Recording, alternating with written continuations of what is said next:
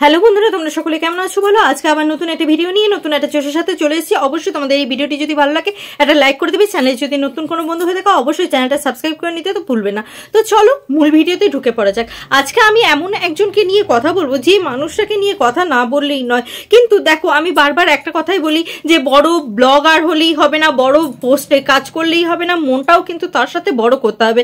না হলে বড় মন না হলে বড় কর্মক্ষেত্রে গিয়ে ঠিক মানানসই হয় না। তুমি বড় কর্মক্ষেত্রে যাচ্ছ, বড় জায়গায় তোমার নাম ডাক হচ্ছে, নাম যশ হচ্ছে, তার সাথে সাথে তোমার যদি মনটাও বড় করো না, তাহলে কি হয়ে যাবে বলো তো, একবারে 16 কলা পূর্ণ হয়ে যাবে। কিন্তু তোমরা বেশিরভাগ ক্ষেত্রেই দেখবে যারা বড় পোস্টে চাকরি করে বা বড় জায়গায় থাকে তারা অনেক ক্ষেত্রেই কিন্তু মানবিকতাটা বেশিরভাগ ক্ষেত্রেই ভুলে যায়। কিন্তু অনেকে ভুলে না, যারা যারা ভুলে যায় তারা কিন্তু নিজেদের যে ভেতরকার যে মানবিকতা সেটাকে কিন্তু আমাদের সকলের সামনে কিন্তু প্রকাশ করে থাকে। তো চলো আজকে কাকে নিয়ে কথা বলছি, কি ব্যাপারে কথা বলছি সেটা তোমাদের সামনে খোলসা করে বলি।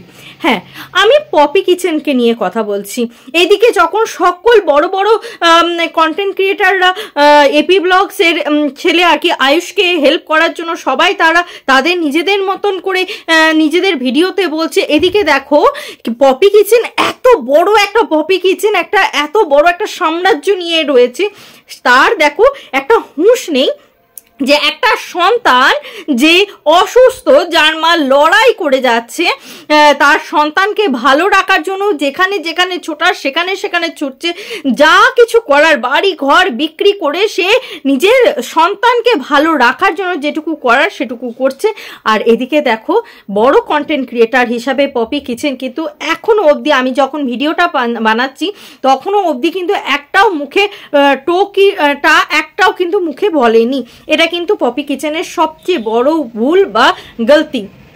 জীবনে সবার পাশে দাঁড়াতে হয়, কারণ আমরা মানুষ না, আমরা যত বড়ই স্থানে চলে যাই না কেন, কারণ আমাদেরকে কিন্তু আমরা যদি একে অপরকে হেল্প না করি তাহলে কিন্তু আমাদের বড় জায়গায় যাওয়াটা ব্যর্থ, আমাদের বড় জায়গায় গিয়ে কোনো লাভ নেই। আমাদেরকে বড় জায়গায় যেতে হলে আমাদেরকে কিন্তু কি করতে হবে না, আশেপাশে যারা আমাদের সাথে থাকবে, সঙ্গে থাকবে, তাদেরকেও কিন্তু হেল্প করতে হবে। আর যদি আমরা হেল্প নাই করতে পারি, যদি বড় ব্লগার হিসেবে আমি কেন অন্য কোনো ছোট ব্লগার, মানে হ্যাঁ প্রিয়া তো ওর কাছে অনেক ছোট ব্লগার, হ্যাঁ যার মিলিয়ন সাবস্ক্রাইবার, তার কাছে লাখের সাবস্ক্রাইবার, তো সত্যি সে তো অনেক ছোট হোক, তবু প্রিয়ার অনেক ভালো মানবিকতা রয়েছে। কিন্তু পপি কিচেনের সেই মানবিকতা নেই।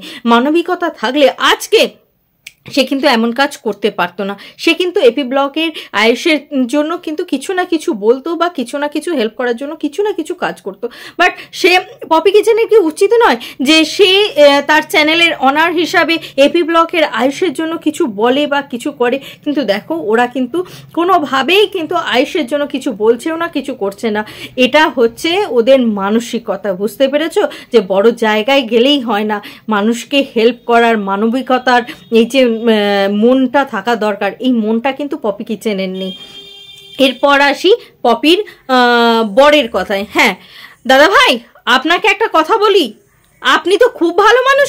আপনাকে আমি কেন ভালো মানুষ বলছি সেটা অবশ্যই আপনার জানাটা দরকার। আপনি আপনার বউ যে গর্ভবতী, যে বসে থাকতে পারে না, সে নিজে মুখে বলছে আমি এখন মাটিতে বসে থাকতে পারি না, তা সত্ত্বেও আপনার অনুমতি নিয়েই তো সে বসেছে। না হলে আপনি যদি তাকে বলতেন যে না আমার তো মানে বেবিটার কষ্ট হবে বা পপির কষ্ট হবে, এখন তোমার মাটিতে বসা যাবে না, এটা যদি পপিকে বারণ করতেন, আশা করি সে বসতে পারতো না।